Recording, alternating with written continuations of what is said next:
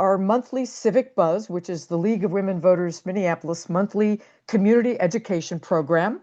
I'm Rebecca Thoman. I'm the president of the League of Women Voters of Minneapolis.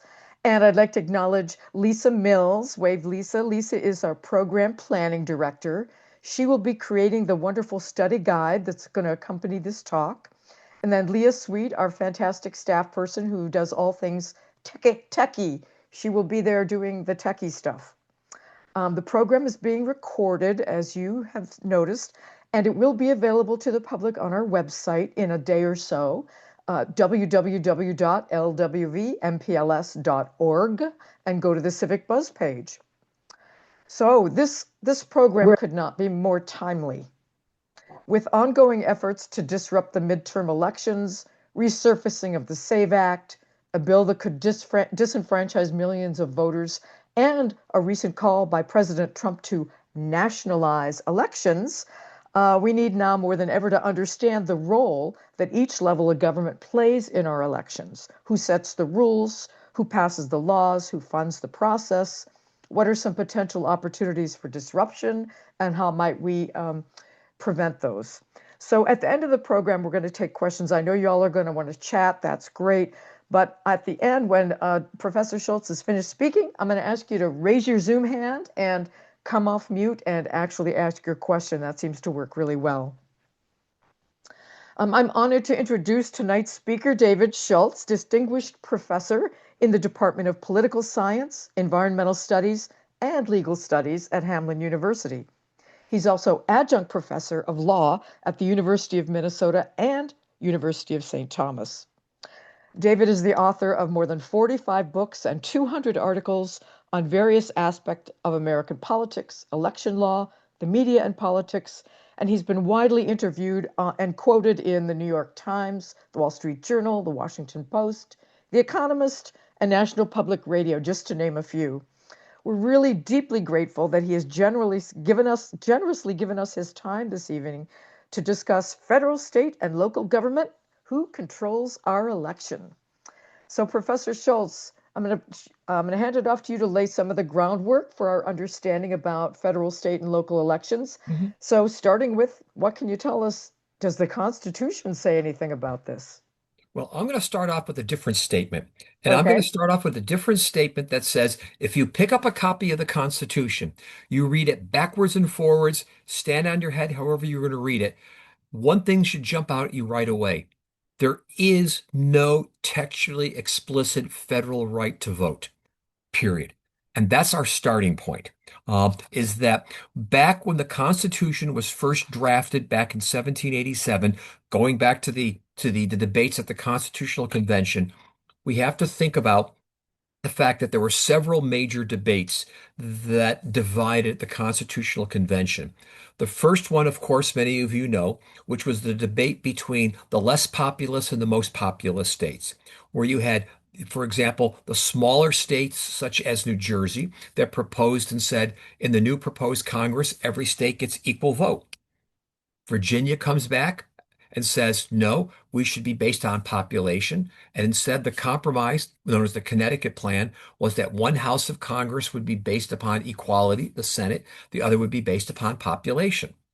But then the second issue emerged. Well, if population is going to be considered, who gets to be counted as whom? And of course, the southern states, which had slavery, said, we want the slaves counted for the purposes of population and for representation, but we do not want slaves counted for the purposes of taxation. The northern states objected to that arrangement, and what emerged was the 3/5 compromise plan. Then there was the question about how to choose the president of the United States. And remember, in 1787, in terms of what we think of democracies, there were no elected democracies in the world. They were monarchies. There were maybe principalities. There may have been military governments, but the idea of the people picking their representatives was completely contrary to anything that had been thought about, at least let us say, up until that point in modern European history. So instead, the framers came up with, and I won't talk about it tonight, a complex process for electing the president called the Electoral College, which wound up having the state legislators pick the electors who picked the president. Additionally, we know, of course, that the Supreme Court was not going to be elected. It was appointed. In the original Constitution, we also know that the senators were picked by the state legislature. The only group of people that it looked like maybe there might be a chance for the people to vote for would have been members of the House of Representatives.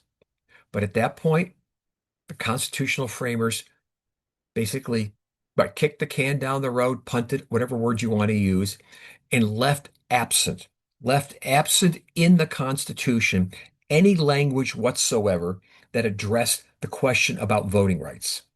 And instead, it left it up to the states to determine who has the right to vote.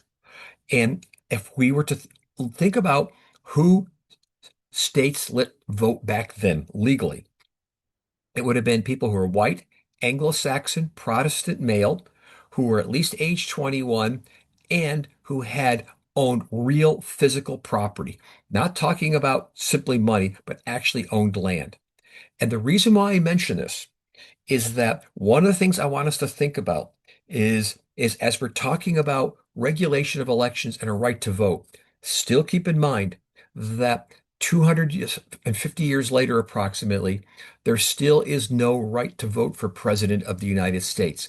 As the Supreme Court reminded us back in 2000 in Bush v. Gore, that ultimately the states get to pick the President of the United States. So I want us to remember that. I want us to remember the fact that there's no explicit right to vote under the U.S. Constitution. However, over time, we have changed the Constitution and some laws that, as I mentioned to you, in 1787 at the state level, white Anglo-Saxon Protestant males who were at least 21 who owned property could vote. Over roughly a 250-year, 240-year period, several changes have occurred. For example, we know that after the Civil War, the 15th Amendment was adopted and it franchised, at least the popular wisdom is, it franchised or gave former slaves the right to vote. But if you actually read the text of the amendment, it says that the right to vote shall not be denied on account of race, ethnicity, or previous servitude. It does not affirmatively say that there is a right to vote. It merely said you can't deny people the right to vote on the basis of certain things. In 1920, when the 19th Amendment was adopted, the amendment that gave women supposedly the right to vote, it also read similarly that the right to vote shall not be denied on account of sex. Notice the language. It does not say affirmatively having a right to vote, but can't be denied. Previously, I should have said a few years before the 19th Amendment was adopted, when we had the 18th Amendment, which basically moved to say that senators were going to be elected. It said that senators would be elected as opposed to appointed by state legislatures, but it still didn't say who gets to vote for them. In 1924, what was then known as the Indian Bill of Rights made Native Americans citizens of the United States and gave them potentially the right to vote, but still didn't say they actually have that right to vote. The 1964 the 24th Amendment, adopted in 1964, abolished poll taxes, again, making it easier to vote. 1965, the Voting Rights Act was adopted that significantly increased the ability for people of color to vote, but still, it did not guarantee an affirmative right to vote. And finally, in 1971, with the adoption of the 26th Amendment, lowering the voting age in federal elections in state elections to 18, it did not say, again, unequivocally, there's a right to vote. It merely lowered the requirements in terms of age and said you can't discriminate on the basis of age. So my point being here is a couple. One is still keep in mind there is no textually explicit affirmative language written in the Constitution that guarantees the right to vote in an absolute unequivocal sense. At one point, there's a famous case, Meaner versus Happersett, which involved a woman back in the 1870s, I believe it was, who sought to be able to have the right to vote. Case goes up to the U.S. Supreme Court, and the Supreme Court says that just because you are a citizen does not necessarily mean you are guaranteed the right to vote, even though most of us would think citizenship is linked to it. So think about the amendments. The amendments that I've talked about here, if I were to call it, they guarantee us a negative right to vote. That is, we can't be denied the right to vote on occasion of certain things. That's more accurate. So now you ask me the question, where does the right to vote come from, if at all? It is first in a case called the United States versus Classic, which is a 1951 case where the U.S. Supreme Court says that the right to vote in federal elections, that is for the House of Representatives and for the Senate, is located in Article 1, Section 2. Actually, I should correct myself. It only refers to the House, where that Article 1, Section 2 says the House of Representatives shall be chosen by the people. The court construed that to mean a right to vote in federal elections. And then in Reynolds versus Sims in 1964, the Supreme Court said that the right to vote is protected under the First Amendment when it comes to state and local elections. So think about what I'm saying here. Again, just to reiterate, there is no textually explicit right to vote. The court, the Supreme Court has inferred a right to vote from a couple clauses of the Constitution, but that right is not unequivocal. It is not absolute, not guaranteed. And as we know over time, there's been all types of ways and methods to limit that right to vote. We disenfranchise felons. We don't let people who are non-citizens vote. There's no guarantee that even those who have what we used to call the green card have the right to vote. So think about, as I say, our right to vote is highly, highly conditioned in this country. And over time, again, the Supreme Court has also upheld things such as voter ID laws and a few other instruments, again, tempering that right to vote. That's the first point I want you to understand here about how nuanced, how truly nuanced is under the federal Constitution our right to vote is. Now, in the state of Minnesota, we do have also a right to vote. In all 50 states, including Minnesota, there is explicit language. Article 7 of the Minnesota Constitution, again, guarantees a right to elected franchise. But again, it's not an absolute right. And it can be limited, again, for people who have committed felons or for other reasons. But I want us to think about that we have two different regiments that talk about voting rights, federal regiment versus a state regiment in terms of how the law plays out here. And I want us to think about that in terms of what the implications are. Okay. A second point I want us to understand here is that under the original Constitution, which is the one still in place, of course, there is basically two regiments or regimes for elections in the United States, federal versus state. And when I talk about state, by the way, oftentimes I'm also going to put into that mixture local governments, but I'm going to make some distinctions in a second here. And for the most part, the Constitution defers to states to run both or to run national, state, and local elections. States are given that broad authority to be able to do that. However, when it comes to federal elections, Article 1, Section 4 says that states can prescribe the times for the time, matter, and place for federal elections. However, the national government may be able to come in and regulate time, place, and matter for federal elections. But still, throughout American history, we have deferred to states to run the federal elections. But in theory, the federal government could come in, and this is sort of what Trump was proposing earlier this week, and quote, nationalize the federal elections. And with that, provide, again, for time, matter, and place. However, if he truly wants to nationalize those elections, he would also have to provide the machinery and everything in place to actually administer and run those elections. Because right now, those elections, even for federal, are still run by state authorities, which then in turn, in the state of Minnesota, turn the administration of elections over to what local governments such as counties or in some cases into cities. And again, the reason why I mention this, we have an incredibly complex system in this country, a complex system of some federal law, some state law, including in Minnesota, and in some cases, some local laws that govern elections. Thus, in the state of Minnesota, we can have federal elections that are, again, basically run by the state of Minnesota that, but then kick it down to the counties or kick it down to cities to administer. The state can adopt its own specific rules when it comes to running its own state elections.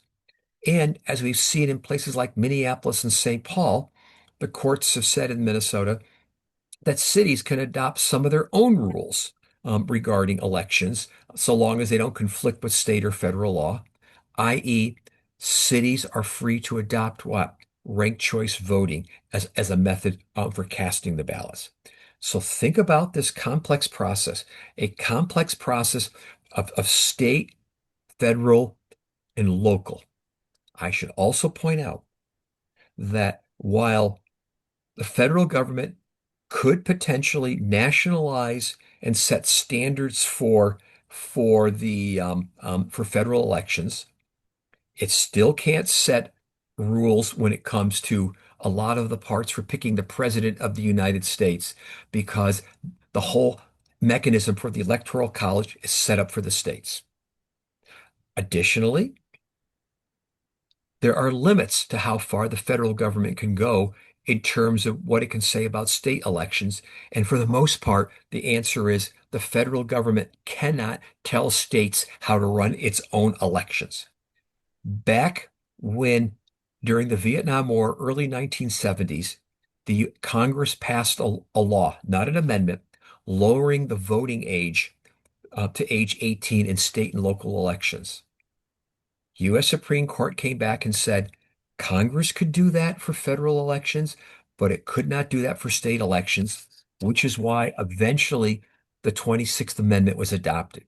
So even if Trump were to nationalize the national elections, remember, he would still have to figure out in the process who's going to administer those elections. Would he want to create a separate set of rules for them, a separate election machinery? Theoretically, yes, but highly, highly cumbersome because, again, federal elections are generally run by state and local officials concurrently. Could he nationalize or set standards for state and local elections? No, he cannot do that. And so we do have this separate administration and separate body of law, and that's what I want you to be able to understand here. I also want you to be able to understand by putting this together here is that even if there was some efforts to try to nationalize the federal elections, again, the Minnesota Constitution protects the right to vote under the state constitution, which would generally protect again for protect again of our own state and local elections. If you start to listen to what I'm having to say here in terms of this incredibly complex process, federal, state, local control, federal versus Peter, regimes. It would are you also be interested what? in the package that came in the mail today? Somebody turn off their microphone. It's for I you. don't. All right. I, I'll I don't call. need to. I don't need to know if someone's package came in the mail. If we also think about this, what it also means is that it would not be easy to rig elections. It is so decentralized that it would be very, very hard for any one entity, any one person, any one department to control all the elections. Unlike in Europe, for example, where I teach, where there's national election boards or national centers that basically run elections, we don't have that. Even at the national level, we don't have any one body that does this. So there would be a complexity to do it. Moreover, just to bring it up here. Uh, Trump and Congress, let me put this first. Trump alone cannot cancel the federal elections. He cannot issue an executive order to do that. And if Trump and Congress somehow tried to pass a law to get rid of the federal elections, again, there are a series of laws in place as well as constitutional rulings that would make that difficult. But just to push it further, if for some reason Trump and Congress were to say there is going to be no midterm elections, we are now in a place that we've never been in American history. And I'm not quite sure how I would answer your question at that point in terms of what the people would do in terms of hitting the streets. All right. A couple last things I want to sort of mention here, and then I want to maybe two or three other points here, and then get it much more to questions and answers and so forth here. Another thing to think about is that we have two traditions, at least in American history. One of them, as I pointed out to you, is the fact that who was allowed to vote in 1787 was highly restricted. Remember, white Anglo-Saxon Protestant males who had money over the age of 21. Over time, we have dropped almost all of those legal restrictions, such that with very small exception, there's very few people age 18 and over who are barred from voting in the United States. Yet, we still know that if we get 60 to 65% of the people who vote in national elections, that's considered good. If we get in the midterm elections, this is nationwide, by the way, in the midterm elections, if we get in the mid 40s to vote, that's considered good. And if we get 10 to 20% in local elections, that's considered to be good. Lots of people still stay home on election day. And there's lots of reasons that we can talk about. But among the things I also want us to think about here is while on the one hand, we have this history of expanding the right to vote in this country, there has also been a historical countervailing trend in terms of voter suppression. Post-Civil War, we dramatically expanded the right to vote for persons of color in the South. This was during Reconstruction. But when Reconstruction ended in 1877, we ushered in what was known as the Jim Crow era that successfully, and I don't mean this from applauding it, but successfully crushed the right to vote for people of color in the South for nearly another century. They used techniques such as poll taxes, grandfather laws, literacy tests. They used felon disenfranchisement laws and were incredibly successful until the 1960s. The 1965 Voting Rights Act got rid of, along with a couple of other laws, many of these limits, and we dramatically again expanded the right to vote, or at least broke down the barriers to the right to vote. However, since Florida 2000, the disputed election in Florida, we've now seen a new partisan battle over voting. If after the Civil War, it was the Republicans supporting the expansion of franchise and the Democrats who were located in the South, part of the secession South, who opposed franchise rights, we're now seeing since 2000, um, Democrats have embraced voting rights, maybe as far back as the 1960s, but Republicans have increasingly opposed it. First, with the claim that there's widespread voter fraud, which is largely a myth. That, as I pointed out to people several times, that you have a better chance of buying the Powerball and winning the Powerball than you do than showing that voter fraud has affected the outcome of an election in the United States. So any significant widespread voter fraud. Several years ago, I worked with the Walter Cronkite School of Journalism out in Arizona, and we documented over several elections all the incidences of voter fraud that were actually proven and adjudicated to be so. We were looking at an infinitesimally small number, again, in the Powerball range in terms of odds. When we look at situations where, for example, in Indiana, which had adopted a voter ID law, it did so on the claim that there was widespread voter fraud, despite the fact that in its affidavit before the court when it was challenged, it acknowledged that its entire history that it had never had one documented proven instance of voter fraud. Washington and Oregon for years have used mail-in voting in which are mailing in their ballots. And again, the occurrence of voter fraud is statistically insignificant.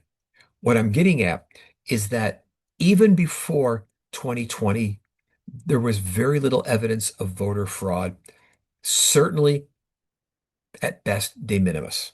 Since then, we now hear claims about what? Stolen elections, claims that allowing people to vote early, to mail in their ballots, all of this is voter fraud. Again, absolutely no evidence that supports any of this. This is part of what I called in a piece that I wrote in 2008. I wrote a piece for William Mitchell Law Review called The Coming of the Second Great Disenfranchisement in American History. And that's where we are. We are in the middle of this great fight over disenfranchisement that's been going on.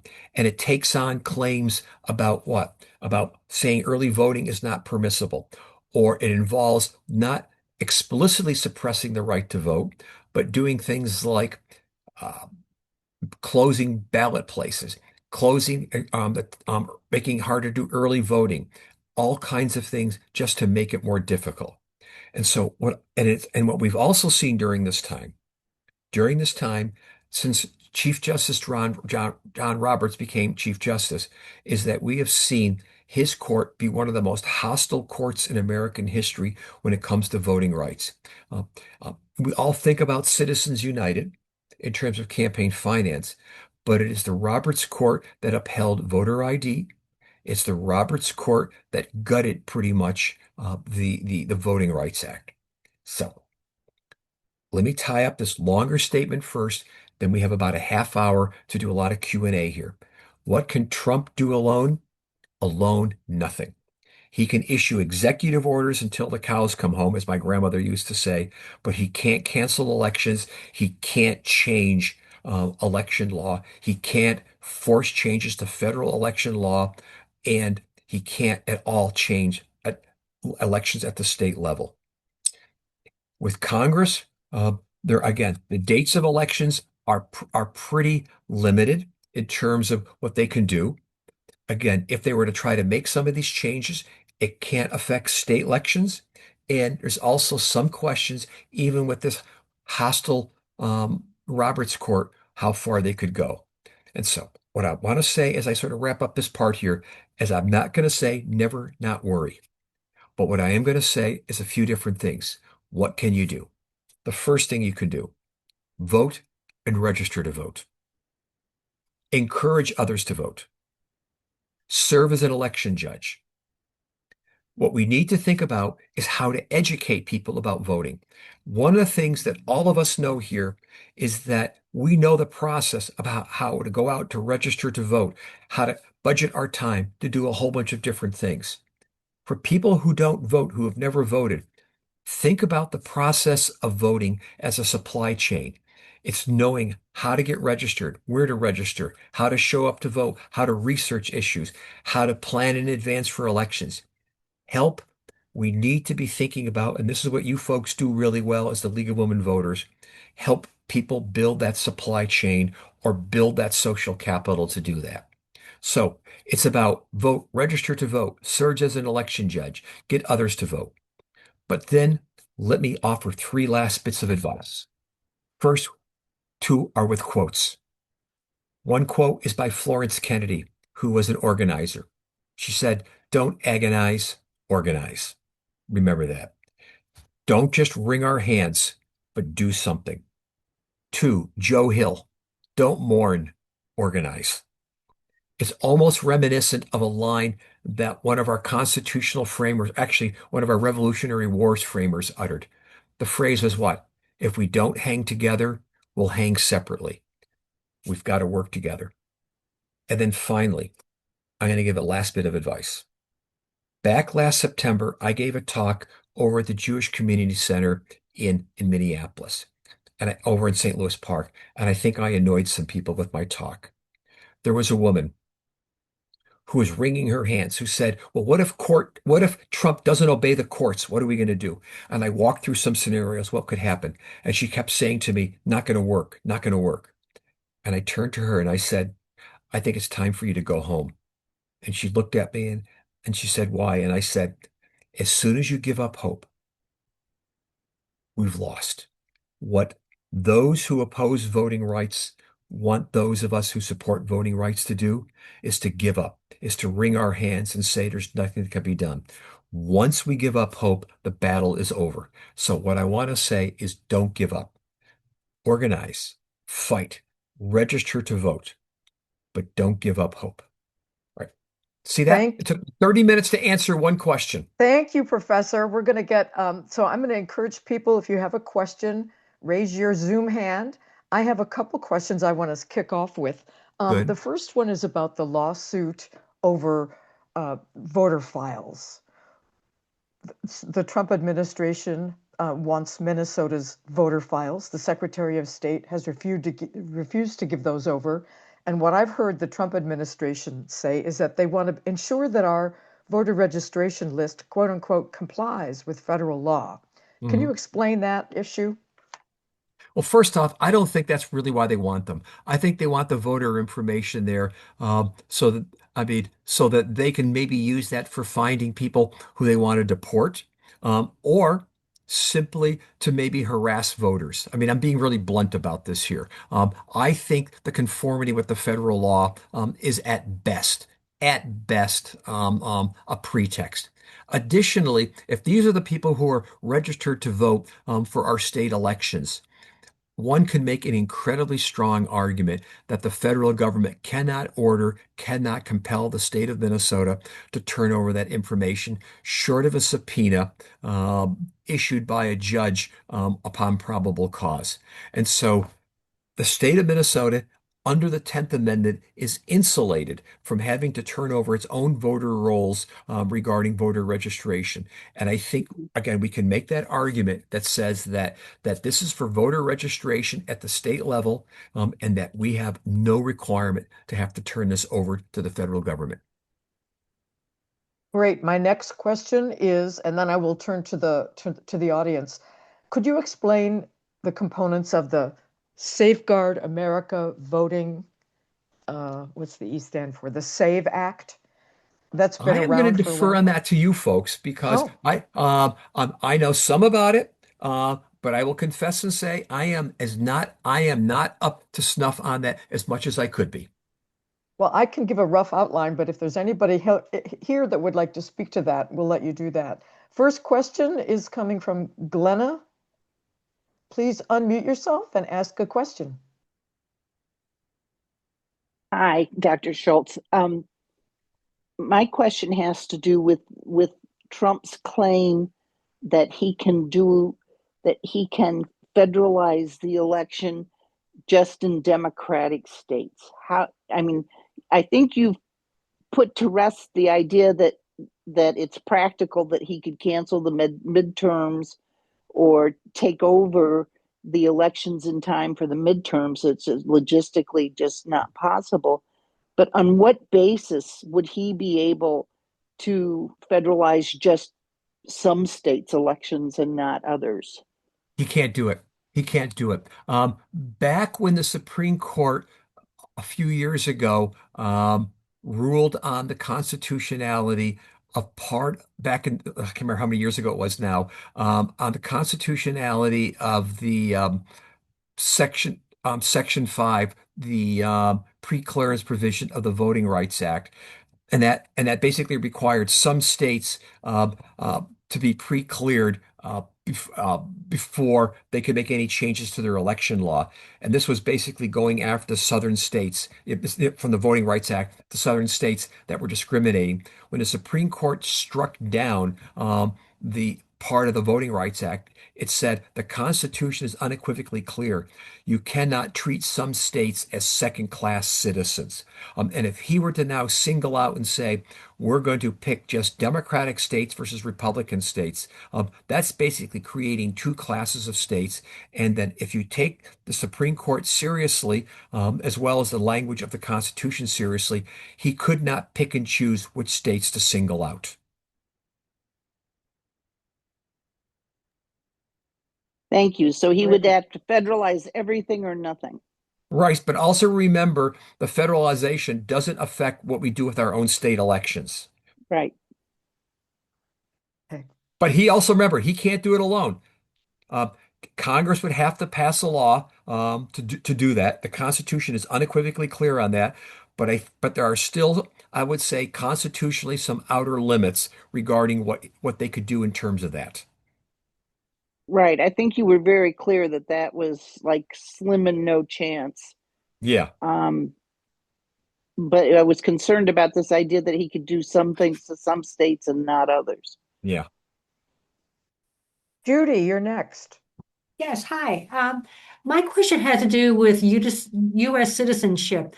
And where is it in the U.S. Constitution or where is the definition of what is a U.S. citizen? It's in the 14th Amendment that anybody, 14th Amendment is the primary language for it, and there's some statutes that go with it. But the 14th Amendment basically says anybody born in the United States, physically born in the United States, or its territories, is a U.S. citizen. Period. Period.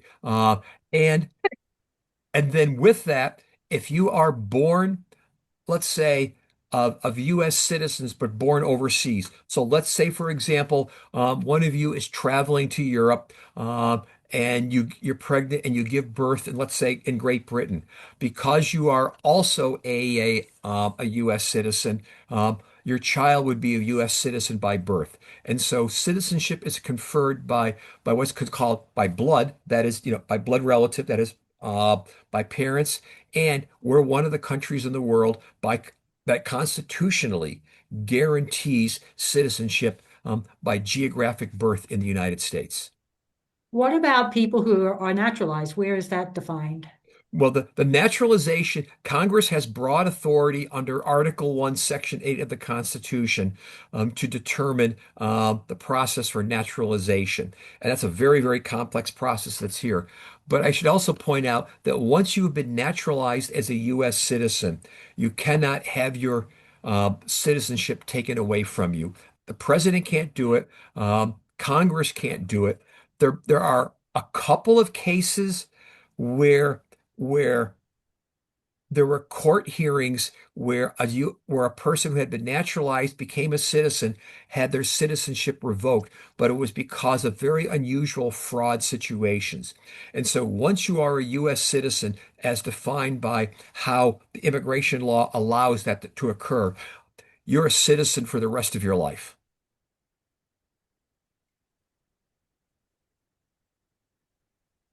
So I'm going to jump in here with a very brief summary of the SAVE Act. And the SAVE Act stands for Safeguard American Voter Eligibility.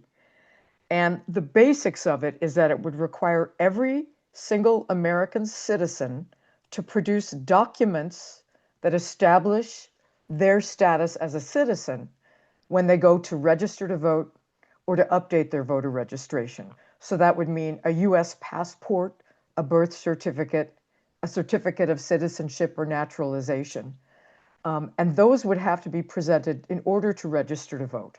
So the concern with that is it would disenfranchise large numbers of people because less than half Americans have a U.S. passport. So if your ID, I go in to vote, I need to show my birth certificate. If those names don't match, then, and for 80% of women who've changed their names, they also have to show that their marriage certificate. So, and then you have to do it in person. So the premise of the SAVE Act is really to just add a lot of red tape Sure. to the process of registering to vote. But I wondered about since states really manage voter registration, how can the federal government then come in and create these qualifiers?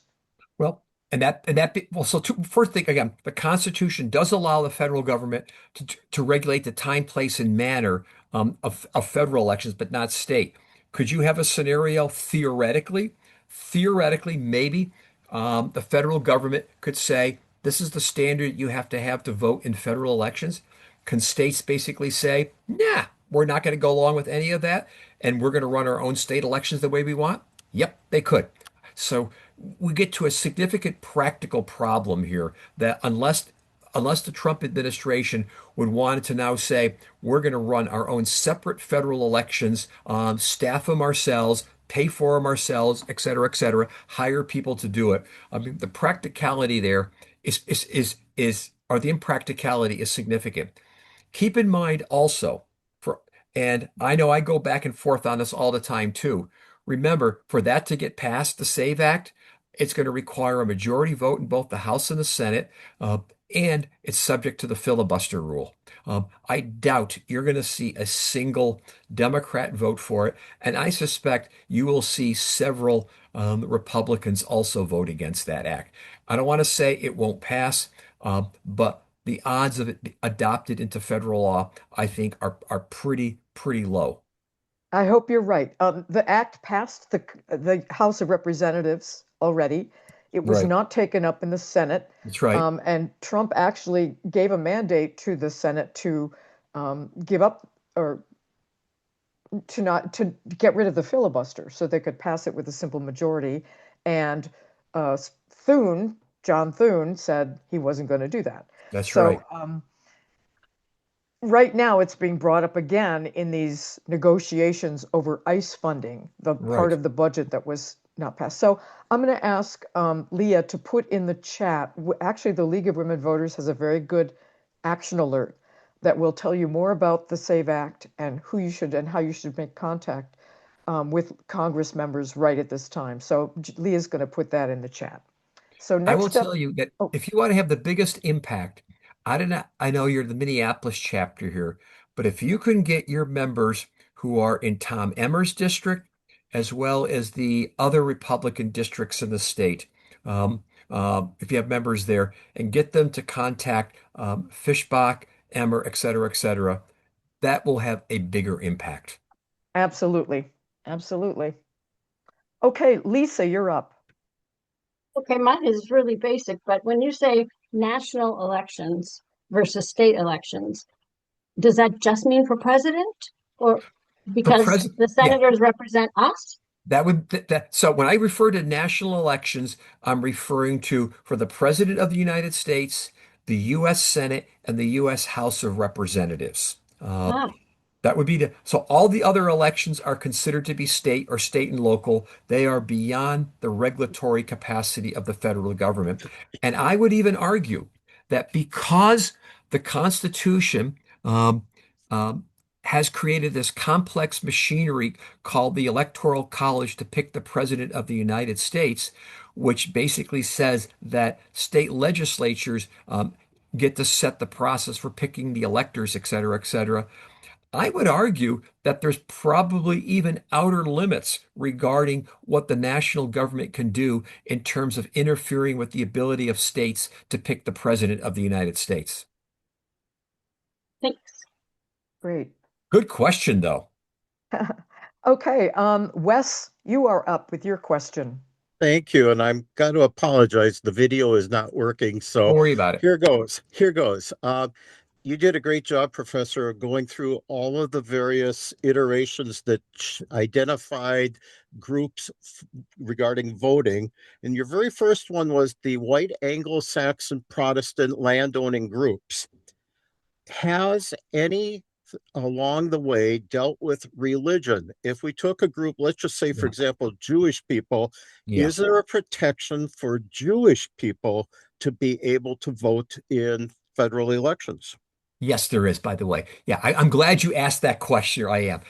Is that we have a variety of civil rights acts that would preclude it, plus the Equal Protection Clause under the 14th Amendment, which basically makes it illegal to discriminate on the basis of race, et cetera, including religious affiliation. So yes, that would be in there. And so if we were to say no Muslims, no Jewish, no Catholic, et cetera, that would be barred. But just as kind of a historical note here, by the way, when I tell my students about this, and I said that to be able to vote, you had to be white, Anglo-Saxon, and Protestant. I said I mean it because if you looked back in like 1787 or so, in 1790s under state law, they barred many states barred Roman Catholics from voting, and on the belief and by the way, don't attribute it to me. Remember, this is what the laws were saying back then, and it said that because Roman Catholics were loyal to the Pope, we might not be able to trust them to be able to be loyal to the United States. And that was sort of the reason. But no, the Equal Protection Clause would pretty much at this point preclude that type of discrimination. And I think, and again, I could probably come up with a couple of other laws that are out there. So the religious aspect would in terms of discrimination would be barred now. But again, So, good question. so Minnesota's often a state with some of the highest voter turnout in the Right. nation. And I understand that's because our state has some particularly good laws around voting. And I wonder if you can talk about those and how they compare maybe to other states. Sure. I think well, the single most important from a legal point of view that we do is the fact that we have day of election registration, and we know that approximately 15% of the people who vote in the state of Minnesota do so and register on the election day. And so that helps dramatically. And if we look at the upper Midwest, Michigan, Wisconsin, North Dakota, uh, are all states that either have day of election registration, or in the case of North Dakota, there is no voter registration. You just get to show up and vote if you can prove, that you live in this if you live in the state. And so, day of election registration helps dramatically. What even helps more is the fact that we have fairly good process for being able to vote early, vote before election day. I point out to people that when we expanded absentee voting to have a broader right, a broader capacity to vote early, the two groups that were helped most specifically by early voting, first were working mothers and two persons of color. Because think about it, and some of you know what I'm referring to here. If your mom uh, and we have, unfortunately, the sexual division of labor in our society. You're probably on any given day carting your kids around to a half a dozen different places after school. And we know that early voting dramatically made it easier for working moms to be able to sort of plan in advance, vote by mail, vote early, et cetera, and the same thing for persons of color. So I think the two things that really have helped us a lot from a legal point of view, again, is that day of election registration. And again, very easy to register, whether it is showing up, bringing proof you live at a residence, having somebody vouch for you, or the early voting procedures. But the other thing that I'm going to argue, I generally don't like to make a political culture argument, but as we're seeing for the last 3 to 4 weeks here with ICE coming in here and the pushback coming from it here, Minnesota is generally ranked as just about one of the strongest states in the country, along with places like Vermont that have really strong what we call social capital or community support. We have the highest rate of voting in the country, the highest rate of volunteerism. We have, I think, we're the most per capita charitable state in the country. So there is a sense of social and community engagement in this state that reinforces and encourages people to vote. And also, I would say, compared to a lot of states, we still have a fairly high rate of religious attendance. Certainly, it's gone down like everybody else, but there's powerful correlations, excuse me, I'm sorry, between religious attendance and involving in religious organizations and showing up to vote. So we've got a lot of things going with us, law, and I'm going to call it our political culture that come together that really put us either us or Wisconsin near the top.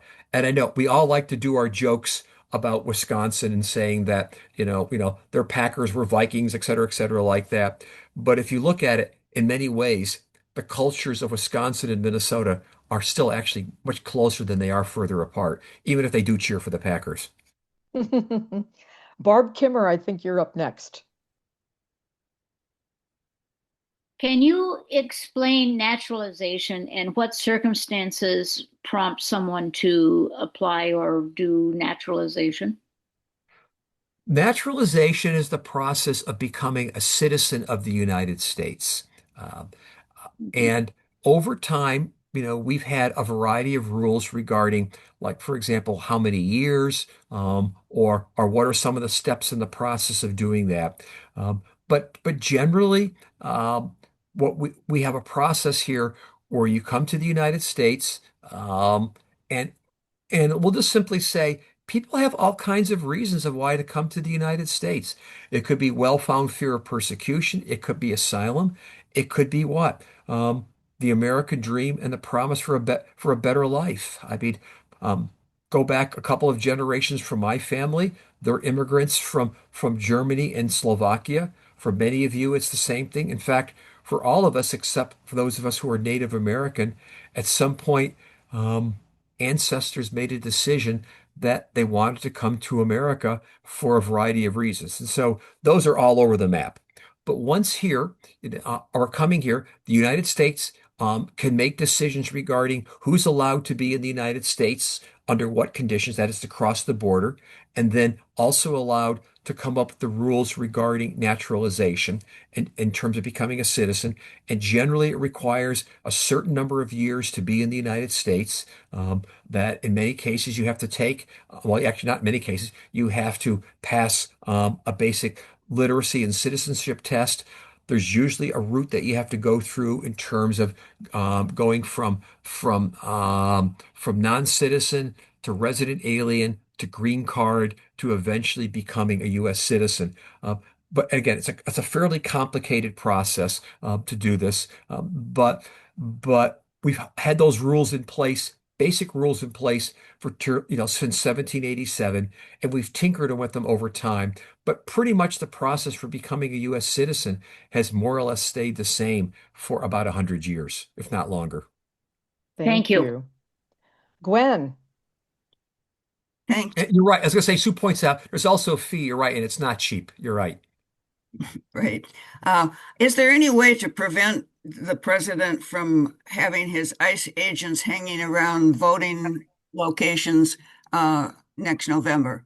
Yes, there is. Um, Among the ways you could do this is I think you could argue that having the ICE agents around there violates the 1878 Posse Comitatus Act, which bars having police and actually, I correct myself, having federal troops or federal law enforcement around voting booths. And so I think we could make that kind of an argument to do that. I think we But should. also, given the fact that the state is running the elections, I think you could make a pretty good argument to say that if the ICE agents are hanging around there, they're interfering with the state function and violating the 10th Amendment.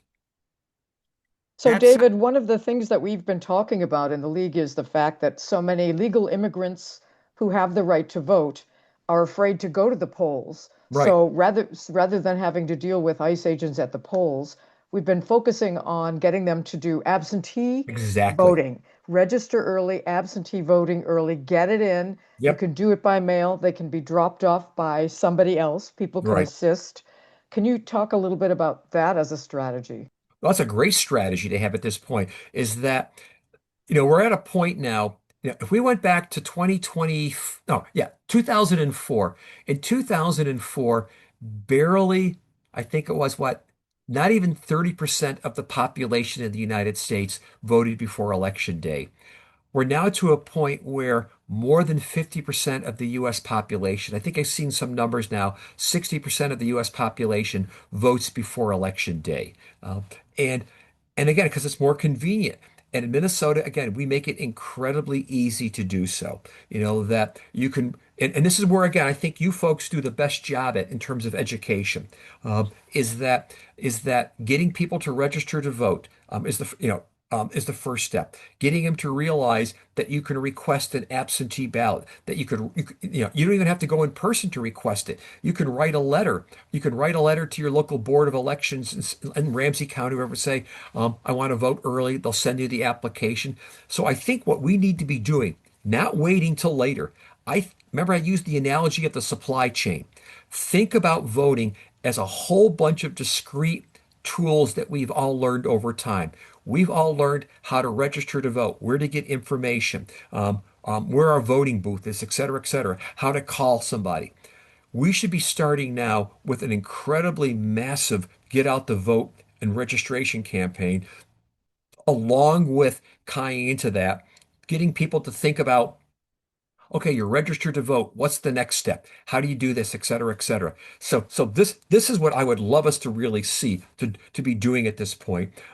And I suspect there are ways that if you were to contact either the Secretary of State's office or your local county like auditor or election official like that, and say you would like to work on voter registration campaigns, et cetera, like that, they would be able to work with you or and assist you in terms of doing that.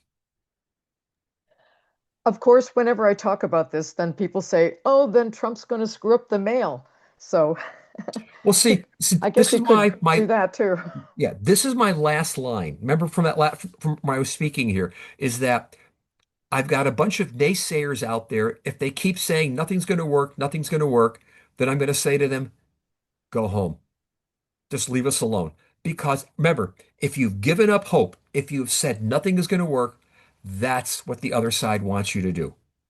I think we need to go back to the pandemic and what a great job we did with vote from home and do that Yeah. all over again. Okay, Yeah, I mean, Sarah. you're right. I mean, we undertook an amazing um, infrastructure strategy in 2020, during the pandemic. And remember, in an incredibly short period of time, because even though the pandemic starts globally in 2019, it's not until about what, April or so, approximately March, April of 2020, that the pandemic hits Minnesota and hits the United States. And we were able to turn around incredibly rapidly both for the primary in August and then for the general election, to put together a phenomenal infrastructure of which, if we didn't hit 80%, we got, I think, what, 79 something percent voter turnout in Minnesota. So we did a remarkable job. We can do it again. We can easily do it again. Am I on? Sarah, you're on. Yes. Hi, at the very end. Thank you so much. This is incredible information. Really grateful that you're here for us. My question has to do with voter registration. And I think one of the biggest hindrances that we have to voter turnout is the fact that we have to register to vote at all. Right. I lived in Germany for many, many decades. And in Germany, there are two things that are very different. Voter turnout is between 70 and 90% there. The average is Right. around 82%. That's nationwide. And they have no registration per se. When you turn 18, you are automatically That's right. registered to vote. And so when you get your driver's license, actually, it's not related to your driver's license, it's related to turning 18. And the other thing is they have elections on Sundays. Yep. So, and I think that may be one of the biggest differences as to why their voter turnout is so much higher. Yep. So, one thing that interests me is, and I realize we don't have much time, but the history of voter registration in the United States and why we have it at all. Yeah. Can we abolish it? Yeah, well, first off, we should have a great conversation. You should do a program with with whatever chapters in of League of Women Voters there are in North Dakota, because there is no voter registration requirement in North Dakota. And I think that would be worth having for you if you want to do an interesting talk there, or have them talk to you about that. But the history of it, basically, voter registration was to disenfranchise people in the late 19th century. It was both to disenfranchise in the South. It was going to be what few African Americans were voting, but it also what to disenfranchise immigrants who had already become U.S. citizens and poor people. So it was really a concerted effort. But also keep in mind, a lot of things happened back then too. Back in the 19th century, the government didn't print election ballots. They were printed by the political parties. So there's so many changes that have occurred, and ballots, the whole concept of a secret ballot doesn't emerge until the late 19th, early 20th century, and we adopted from Australia. Ballots used to be open. Anybody would know how you voted. So we've made a lot of changes since then. But yes, I mean the Sunday voting helps a lot. To what extent does having early voting compensate for that? Some indications that works. Having automatic voter registration, yeah, I think it's a great idea also too. If I could wave, okay, I'll show it here. If I could wave, see it, my magic wand, if I could wave my magic wand, I would require second semester senior in high school to be a mandatory civics class of which it culminates in voter registration, but also educating people about how to register to vote, et cetera, et cetera. So I'm agreeing with you, but Right. I think we need to do other things. But the other thing we need to do here is, again, when I talk to my students, and I'm frank with them, I say, I know, even though you tell me you're going to vote, 1 out of 3 college students vote. And that's been that way since the 1970s. And we need to do a better job in terms of educating them, not just about the mechanics, but again, how to vote, how to get information, et cetera, et cetera. The other thing I'll point out that happens across Europe, and I think this is also the case in Germany too, is that you're right, they're automatically registered to vote at age 18, but just about every European country also has a national ID that is issued that you show up when you vote, you get to show that.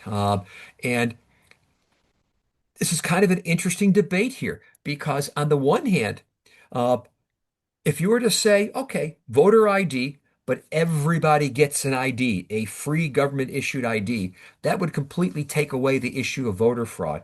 But on the other hand, you've got a bunch of libertarians who are afraid of Big Brother and say, well, we don't want to have that happen. But so when I mention this because the regimes are a little bit different in Europe. That I don't know how you folks would feel about the idea of having a national ID, that we're all issued at age 18. And that becomes part of what you do show when you show up to vote in Germany and other places like that. Yeah, actually, I happen to know that that is true in Sweden because Yeah. they do have national IDs. They don't have that in Germany. You have to register where you live, but Okay. then it's automatic. It's automatic. It's Sure. digital. Everything is digital. So Yeah. when you Yeah. show up, you have to show some kind of ID, but there's no voter ID number. But in any case, it's a far simplified process, Right. and there's no step to register, Exactly. which is really my point. We need another Yes. amendment to our Constitution. We need a lot of them right now. That would be a good one. Yep. I agree. All right, thank you. So I think we have time for one more question. I see Glenna's hand up again. Did you have another question, Glenna? You're on mute. Did it come off there? Yeah. Isn't real ID for all practical purposes a national ID now because of the requirements for it? It's still issued by the states, but it's Yeah. very hard not to have one.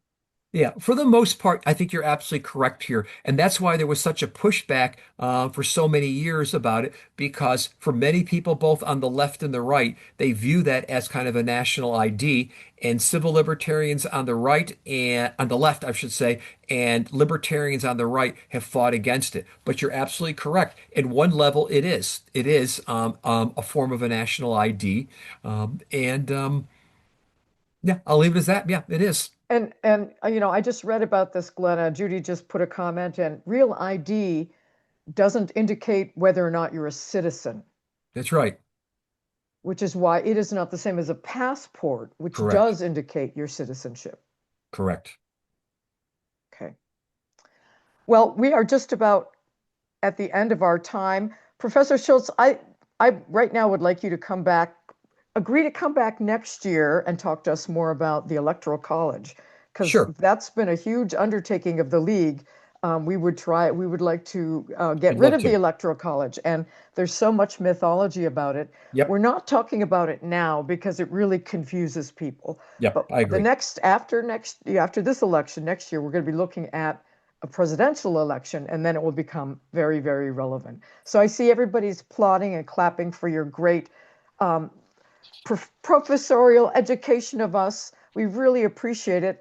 Also, you've really given us a lot of hope, and a lot of the fearful things that people say could happen, you're really putting them in context, which I appreciate, and I'm sure a lot of other folks do on this call as well. Before we go, I'm just going to remind people to take a look at the action alert in the chat, the SAVE Act.